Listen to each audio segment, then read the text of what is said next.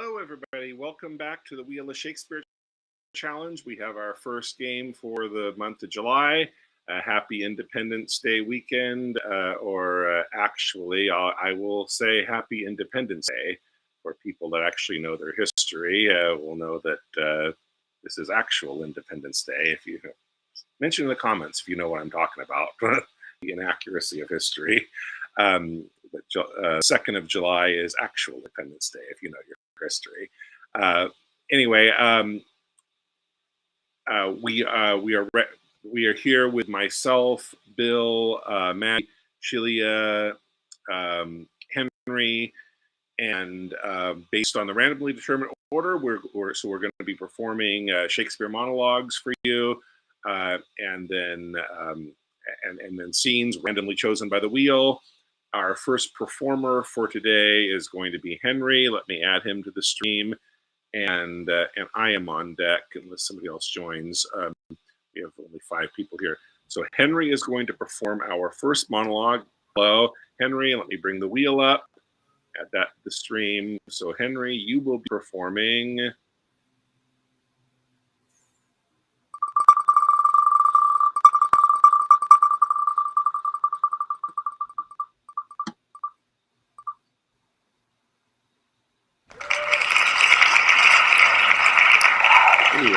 This should have, we did this one just last week. That should have been taken off. Sorry, let me remove that and spin again. Just added a whole bunch of new stuff to the wheel this week, and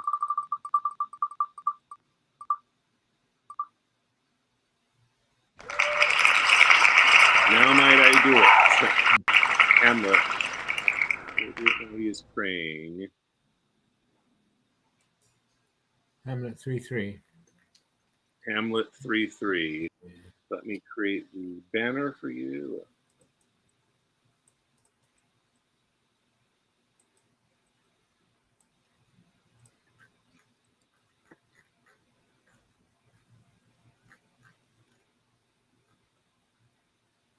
Okay, I've got it. You got it? Oh, whenever you're ready, go ahead.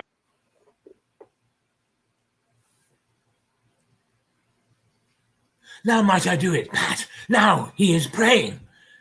And now I'll do it. And so he goes to heaven. And so am I revenged? That would be scandal. A villain kills my father, and for that I, his sole son, do this same villain send to heaven. Oh. This is hire and salary, not revenge.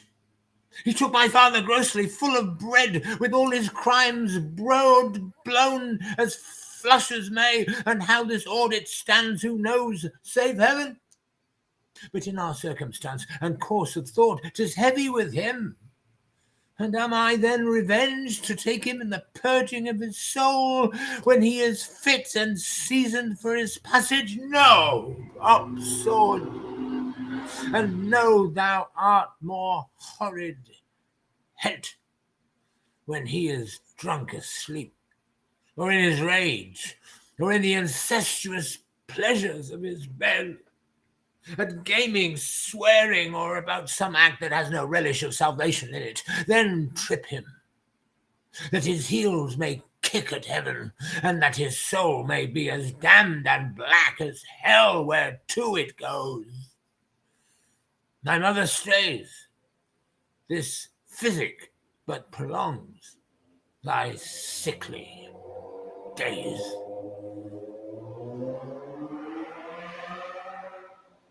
Okay, very nice. So I am up now, and Bill, you are on deck. Bill is going to perform after me. After I perform,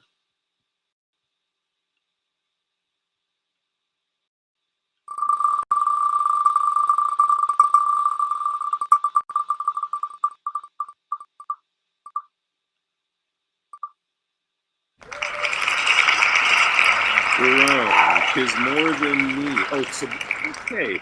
This is one that we just added, and I'm going to be very cold on this one. So I believe the context of this scene is the one where Varun is pleading with the king and the others to, reconsider their vow of celibacy and swearing off women. Um, and because he's in love. Okay, give me a second to find this one. Point 3.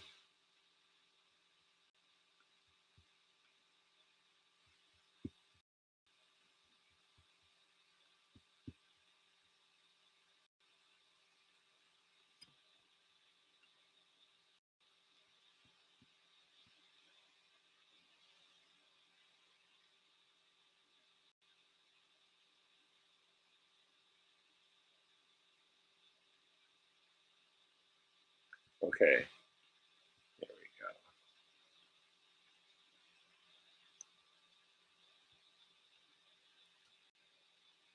"'Tis more than need.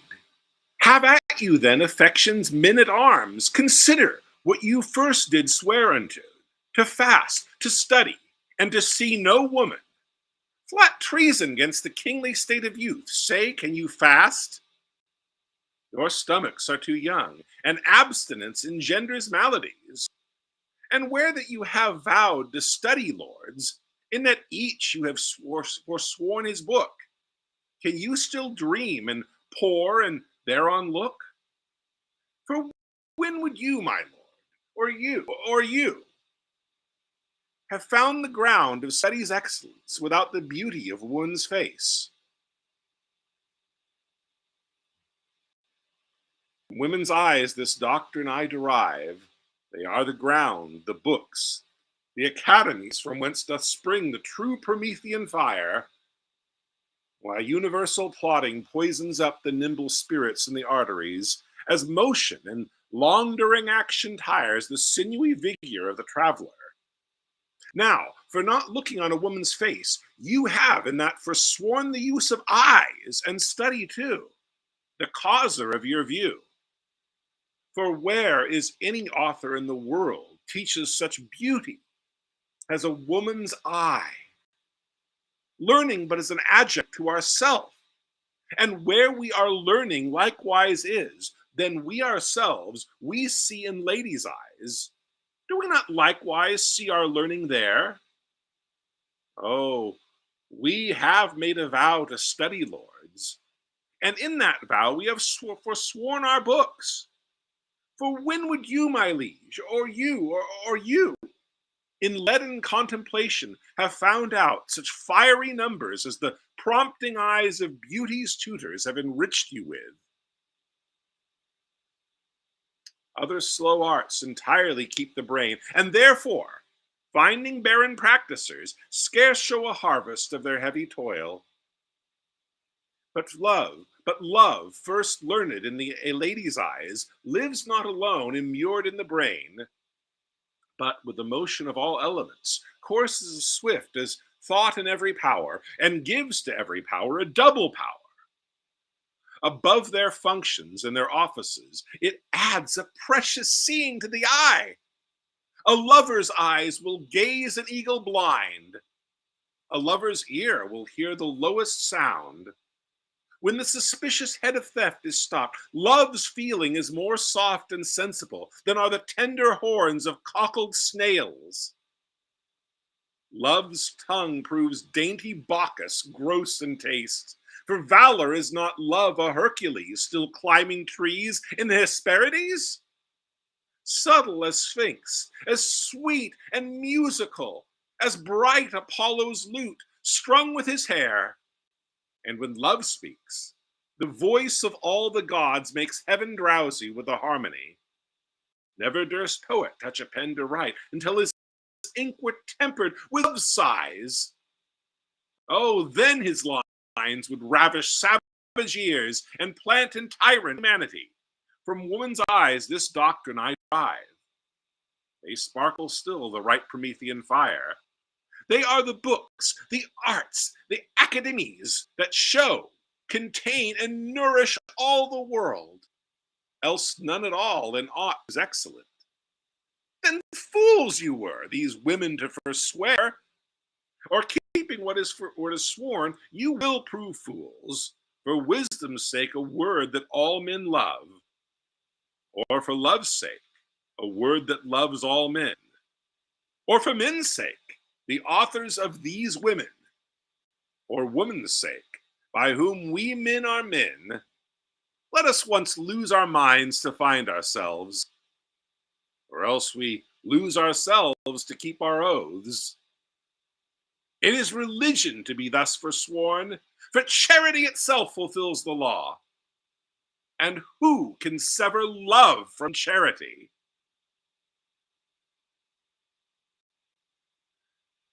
Okay.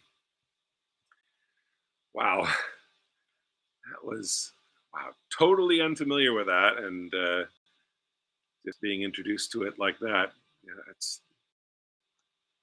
that was a lot. That was a lot. Okay. So, Bill, you are up, and Maggie, you're on deck. Let's add Bill to the stream. Okay, so Bill is going to perform.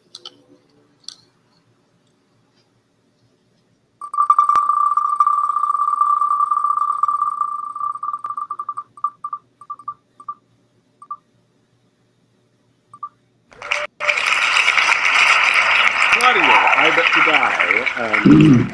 The one I just added. Leading with his 3-1. Say what?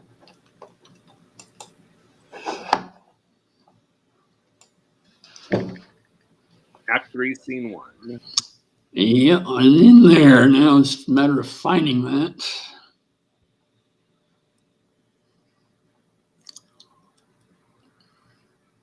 I got it. Okay. Give me a second to create them.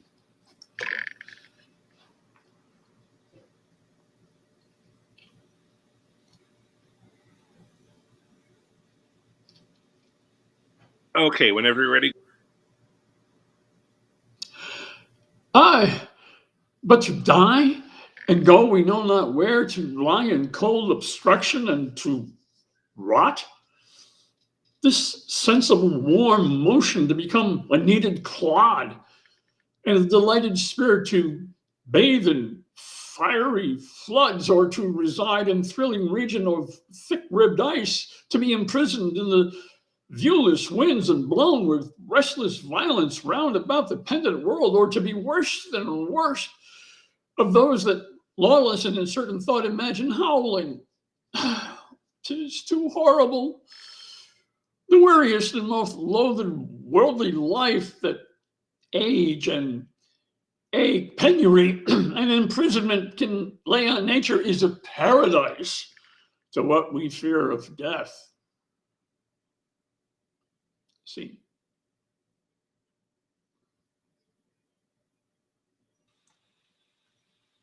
Okay, that was a short but sweet addition to the wheel. And Bill, you did great with it.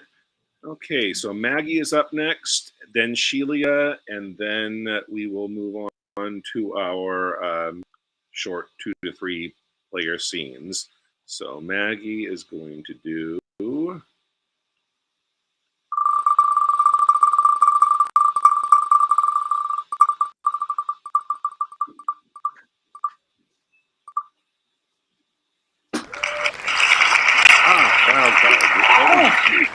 You get to choose. That's the first day that I have not had my, usually I have my a document with open that has monologues that I'm just saying I usually have my document open that has monologues in it. Hang on a second. Shoot, monologues. Nope, that's not it. Oh, darn it.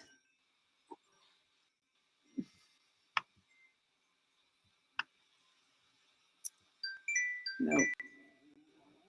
Come on. I'm just not sure what to do because it's usually right there. And it's not. Would you like me to just sing again? Well, I don't understand. Okay, I think I found. Now it's going to be a denouement because maybe it's not worth the wait, but it's circling to open. Do you know what you want to do? You're just looking yes, for it?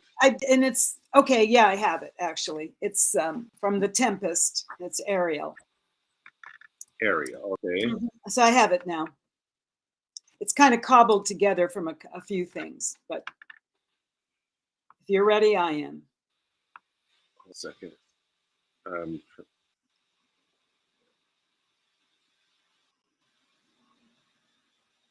Tempest, Act 3, Scene 3.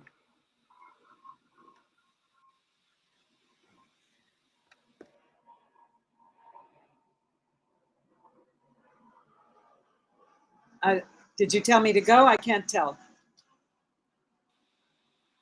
Yeah, go ahead. Okay, all right. You are 3 men of sin, whom destiny that hath to instrument this lower world and what is in't, the never surfeited sea hath caused to belch you up. And on this island where man doth not inhabit, you mongst men being most unfit to live, I have made you mad. And even with such like valor, men hang and drown their proper selves. You fools! I and my fellows are ministers of fate. The elements of whom your swords are tempered may as well wound the loud winds, or with bemocked at stabs kill the still closing waters, as diminish one dowel that's in my plume. My fellow ministers are like invulnerable. If you could hurt, your swords are now too massy for your strengths and will not be uplifted. But remember, for that's my business to you, that you 3 from Milan did Prospero, exposed unto the sea which hath requited him and his innocent child, for which foul deed the powers, delaying, not forgetting, have incensed the seas and shores, yea, all the creatures gainst your peace. Thee of thy son, Alonso, they have bereft, and do pronounce by me lingering perdition, worse than any death can be at once, shall step by step attend you and your ways, whose wraths to guard you from, which here in this most desolate isle else falls upon your heads, is nothing but heart sorrow and a clear life ensuing.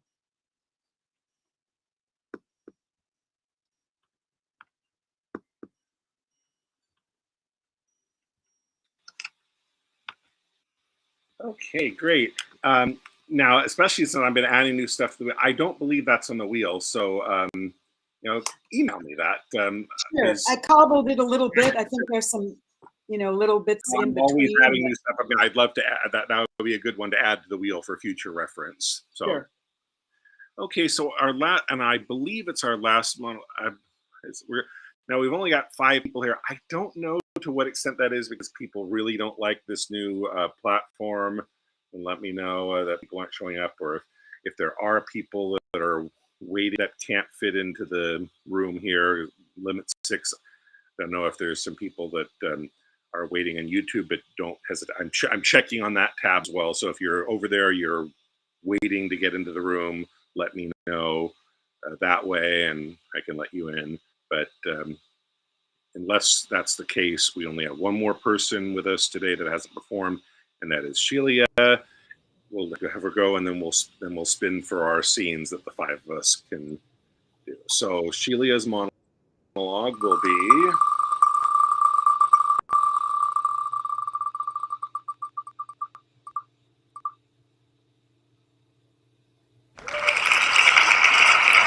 I think we just did this one. I'm pretty sure. If you would like to, Sheila, I don't want to deny it from you, but I think this is one that should have been taken off the wheel for a while. I think we did it just last week. I didn't even know we did it. My goodness, that's terrible.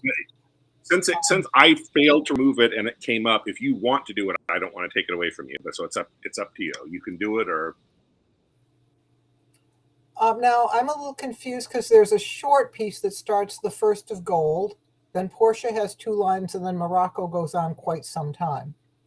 Yeah, I think you can. It's like you can either skip past that, or you can,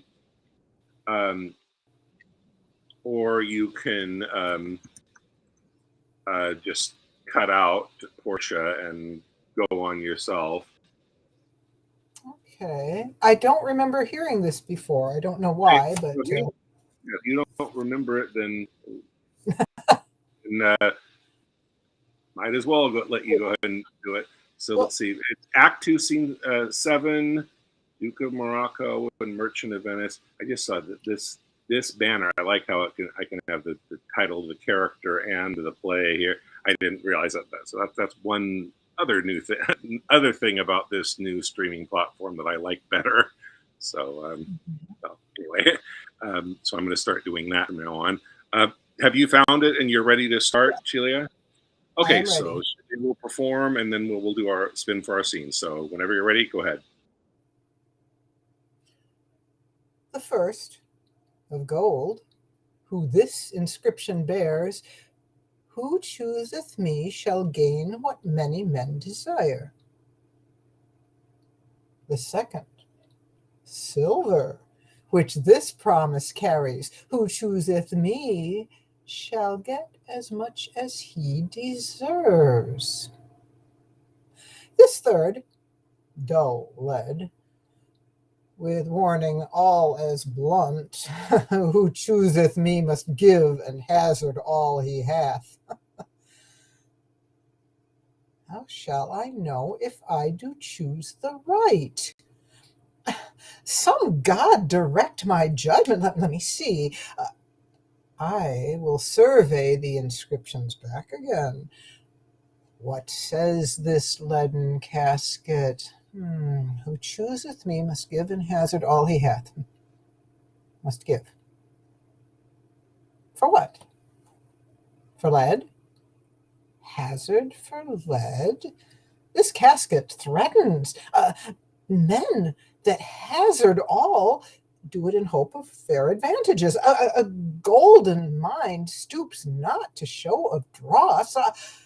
Well, then, nor give nor hazard aught for lead. What says the silver with her virgin hue?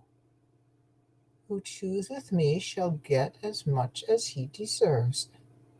As much as he deserves. Pause there, Morocco, and weigh thy value with an even hand. If thou beest rated by thy estimation, thou dost deserve enough, and yet enough may not extend so far as to the lady.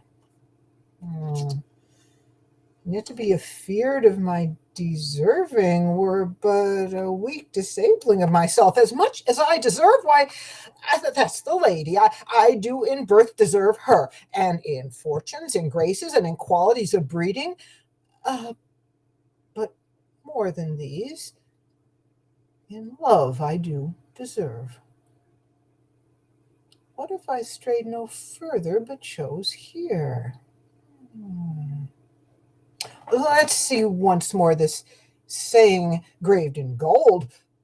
Who chooseth me shall gain what many men desire. Why, that's the lady. All the world desires her. From the 4 corners of the earth they come to kiss this shrine, this mortal breathing saint. The Hyrcanian deserts and the vasty wilds of wild Arabia are as thoroughfares now for princes to come view fair Portia. The watery kingdom whose ambitious head spits in the face of heaven is no bar to stop the foreign spirits, but they come as o'er a brook to see fair Portia. One of these 3 contains her fair picture. Is it like the lead contains her? 'Twere damnation to think so base a thought. It were too gross to rib her cerecloth in the obscure grave. Or shall I think in silver she's immured, being 10 times undervalued to tried gold? Oh, sinful thought, never so rich a gem was set in worse than gold. They have in England a coin that bears the figure of an angel stamped in gold. But that's sculpted upon, but here an angel in a golden bed lies all within. Deliver me to keep. Here do I choose, and thrive I as I may.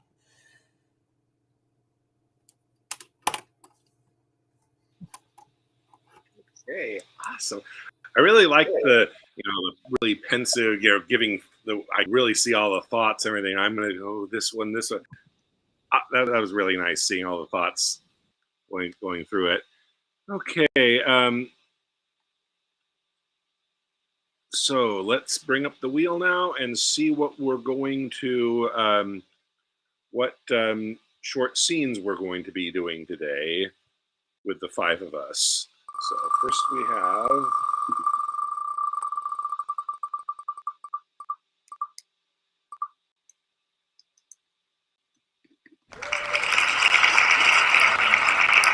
Henry VI, Part 1. That's Act 2, Scene 3. The Countess and Lord Talbot. I believe this is when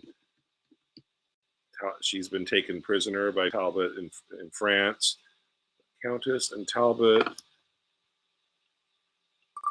And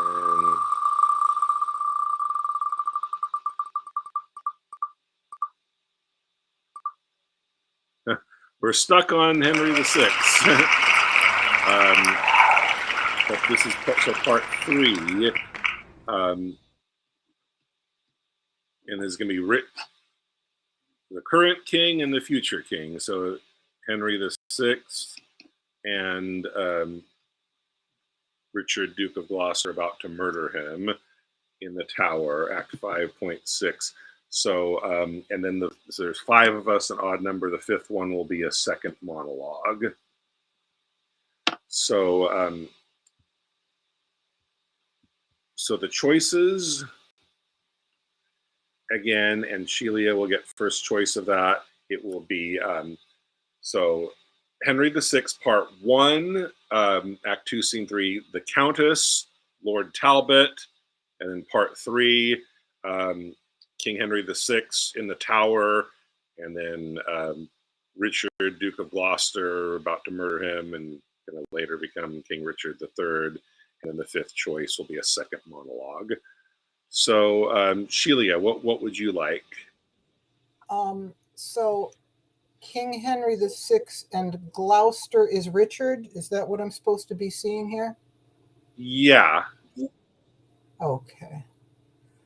All right. I will do that, and I will be Gloucester. Okay, so Sheila will be Gloucester. Choice.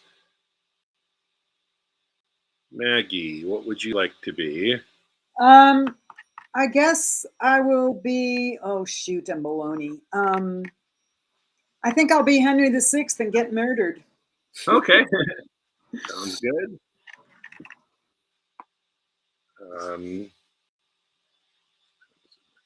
Bill. Bill, what would you like? If I choose to do another monologue, you're going to spin the wheel? Yes. Well, if that's the choice, you're choosing to wait till we do those 2 scenes and then okay. I'll do the monologue. Okay. And then I will take Lord Talbot, and that will be Henry will be the Countess. So let me create the banner for that.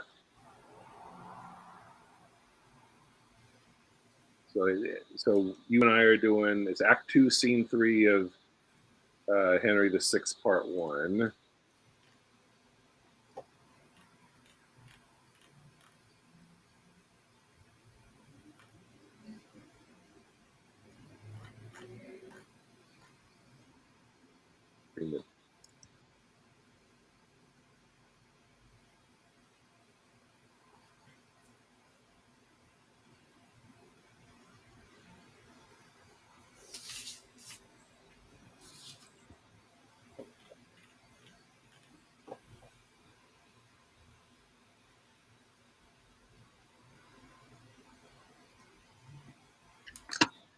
So it looks like, so it starts out, the Countess talks to the porter exits, and then like messenger comes back in. Let's see, where would we start? Can you give me just some idea of what the plot is around here? I'm not so familiar. I believe this is she's a French countess and part of the Lord Talbot's the big hero for the English at this phase of the 100 Years' War, and I believe he's occupying her castle, taking her prisoner, and I think something like they start a relationship. I believe that's the. We're both a little unfamiliar with this one. Looks like. You know, let's see. There's a message. You know, let me.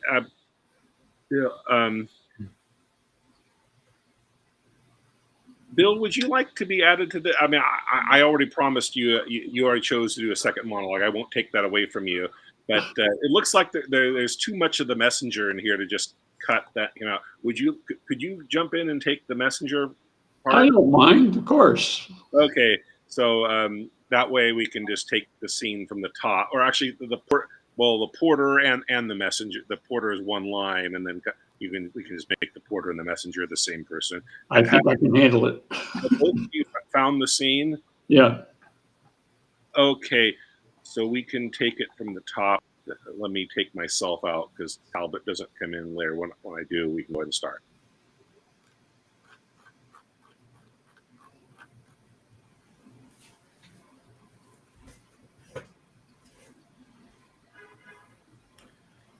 Are we ready to go? Yep. Porter, remember what I gave in charge, and when you have done so, bring the keys to me. Madam, I will. The plot is laid.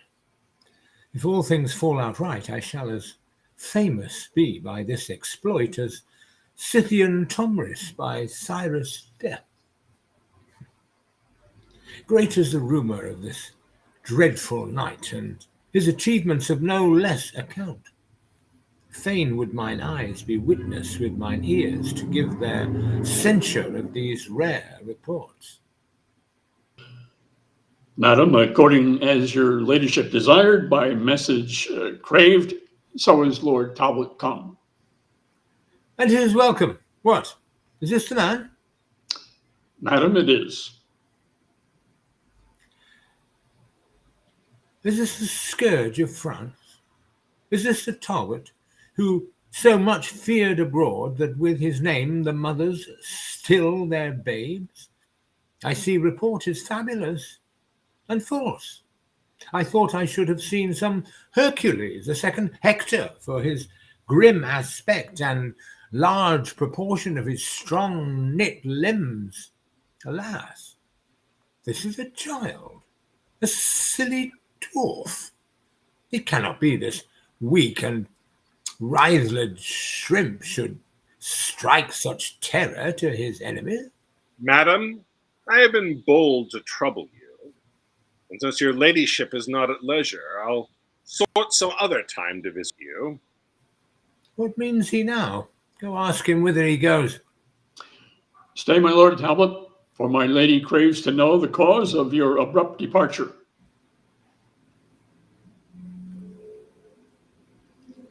Mary, that she's in a wrong belief, I go to certify her Talbot's here. If thou be he, then art thou prisoner. Prisoner? To whom? To me, bloodthirsty lord, and for thy cause I trained thee to my house. Long time thy shadow hath been thrall to me, for in my gallery thy picture hangs. But now the substance shall endure the like, and I will chain these legs and arms of thine. Thou hast by tyranny these many years wasted our country, slain our citizens, and sent our sons and husbands captive. Laughest thou, wretch? Thy mirth shall turn to moan. I laugh to see your ladyship so fond to think that you might ought to but Talbot's shadow, whereupon to practice your severity. Why, art thou not the man? I am indeed.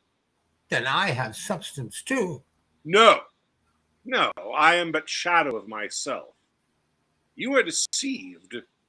My substance is not here. For what you see is but the smallest part and least proportion of humanity.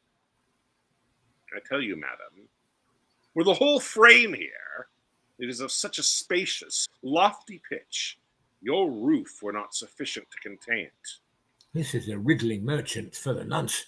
He will be here, and yet he is not here. How can these contrarieties agree? That will I show you presently. How say you, madam? Are you now persuaded that Talbot is but shadow of himself? These are his substance, sinews, arms, and strength, with which he yoketh your rebellious necks, raiseth your cities, and subverts your towns, and in a moment makes them desolate. Victorious Talbot, pardon my abuse. I found thou art no less than fame hath bruited, and more than may be gathered from thy shape. Let my presumption not provoke thy wrath, for I am sorry that with reverence I did not entertain thee, as thou art. Be not dismayed, fair lady, nor misconstrue the mind of Talbot, as you did mistake the outward composition of his body. What you have done hath not offended me, nor other satisfaction do I crave, but only with your patience, that we may taste of your wine, and see what cates you have, for soldiers' stomachs always serve them well. With all my heart, and think me honoured to feast so great a warrior in my house. Okay, so we were both a bit unprepared for that, but I think we handled it well, despite our I think so. both being very unfamiliar with it. But again, that's the idea of the game, the randomness of not knowing, not being prepared completely with anything. Okay, so now we have let's see. So Maggie and Shelia are going to do. Okay, give me a second to create the banner for this. You had time to go to Burger King? I don't know whether he was have his crown on during this scene or not, but since I have one, I'm wearing it. You go for it, Maggie. Absolutely.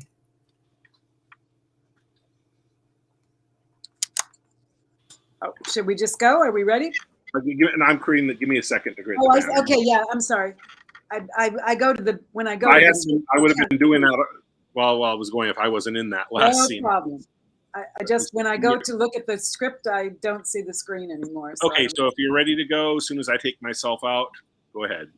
Okay, ready. Good day, my lord. What, at your book so hard? Aye, my good lord. My lord, I should say, rather. 'Tis sin to flatter. Good was little better. Good Gloucester and good devil were alike, and both preposterous. Therefore, not good lord. Sirrah, leave us to ourselves. We must confer. So flies the reckless shepherd from the wolf. So first the harmless sheep doth yield his fleece, and next his throat unto the butcher's knife.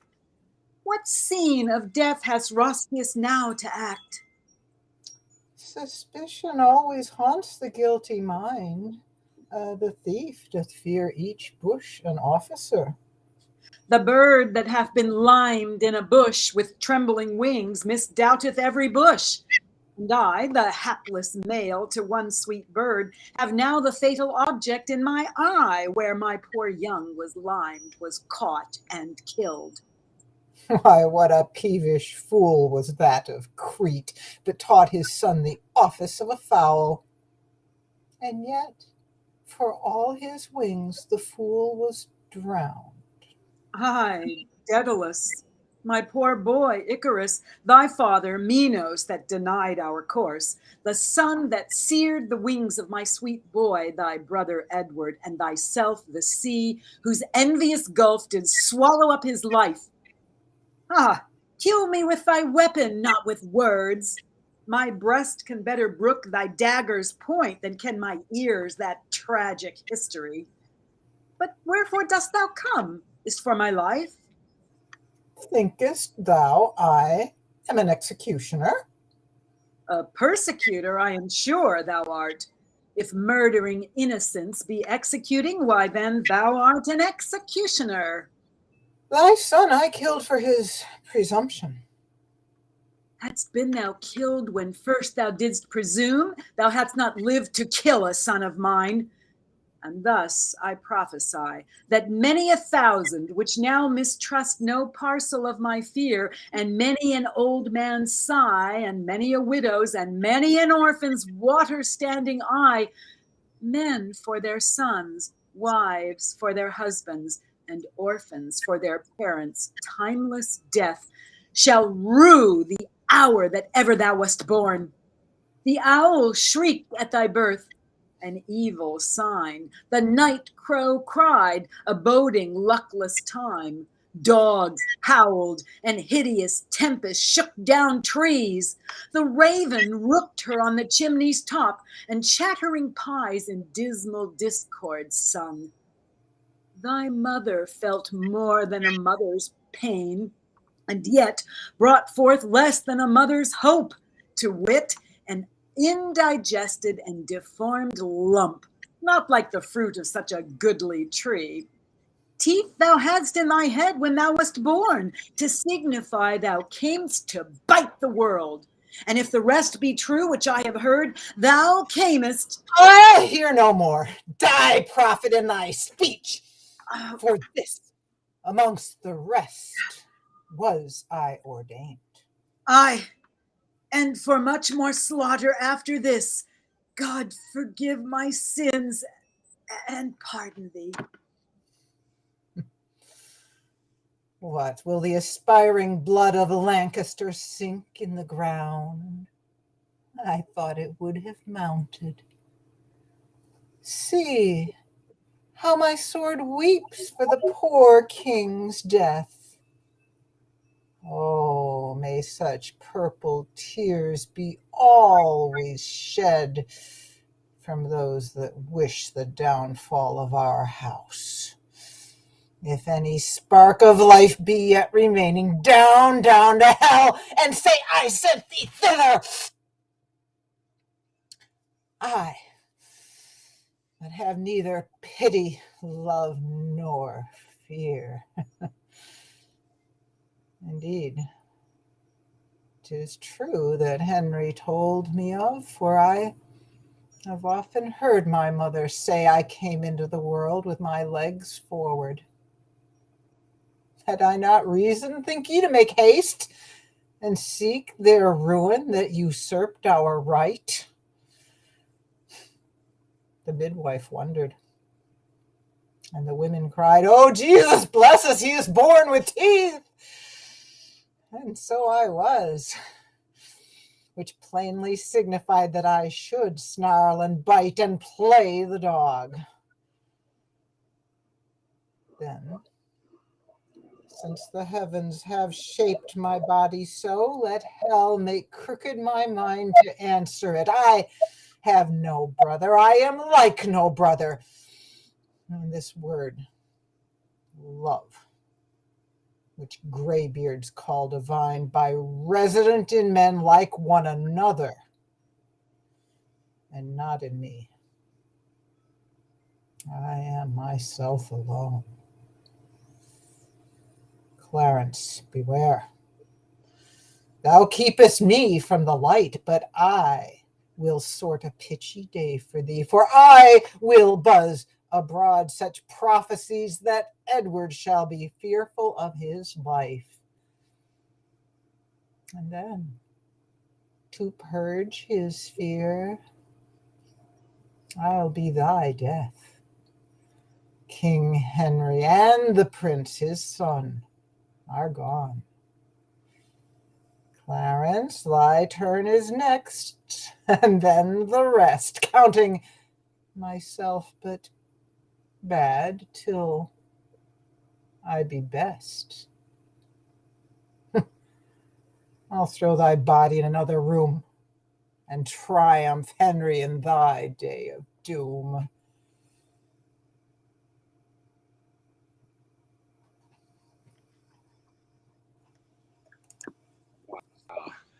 That was me, guys. I'm gonna consider saving that one part and sharing it as a video on its own for YouTube. That's one of our highlights. I really like that scene. Brings it out in me. You both really got I into bring it. it out in many, actually. Yeah. Okay, so our last thing. So before we call it a day, Bill did not. Well, I ended up asking him to join a small part in a scene to help us, but he didn't get a large role. He chose to do a second monologue for his next performance. So we will spin for him, and he will finish us off with the last performance of the day. And that performance is going to be of.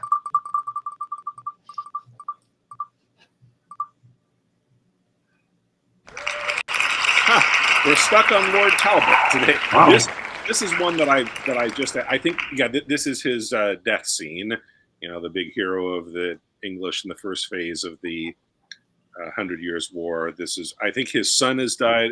He's lamented that, young Talbot, and now he's dying himself. He's been killed in battle and his dying breath. Henry VI, Part 1. Let me create the banner for that.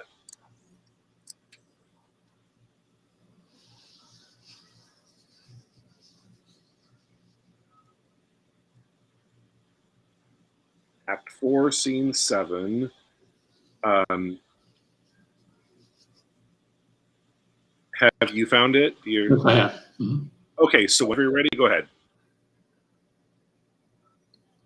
Thou antic death, which laughs us here to scorn, anon from thy insulting tyranny, coupled in bonds of perpetuity, two Talbots, winged through the lither sky, in thy despite shall scape mortality.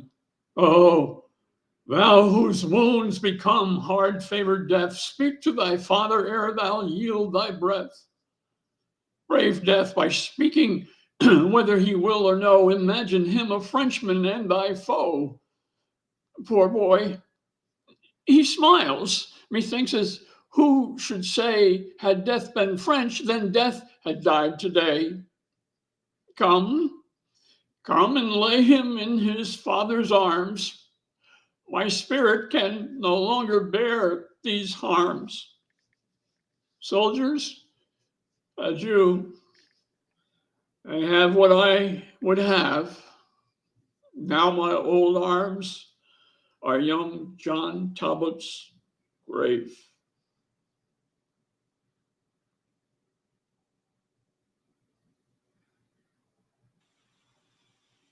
Okay, awesome.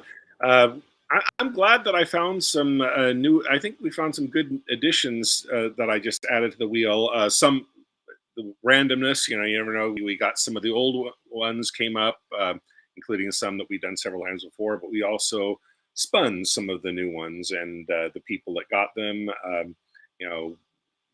like Bill, did a very good job with them, and glad for that. Enjoyed everybody's performance today. I look forward to seeing you guys perform next week, and everybody else tune in the same time next week for the Wheel of Shakespeare every Saturday at noon Pacific time. Take care. Bye, everybody.